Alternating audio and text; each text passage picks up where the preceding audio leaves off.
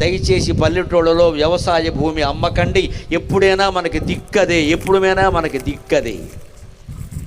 ఎన్ని సమస్తం ఉద్యోగాలు పోయినా, వ్యాపారాలు పోయినా, తెలివితేటలు నాశనమైనా, ఏమైనా 2 ఎకరాల భూమి ఉంటే భార్యాభర్త అక్కడే చిన్న పాకేసుకుని ఆ పక్కన తోటకూర గోంగూర పండించుకుని తిని బతకచ్చమ్మా.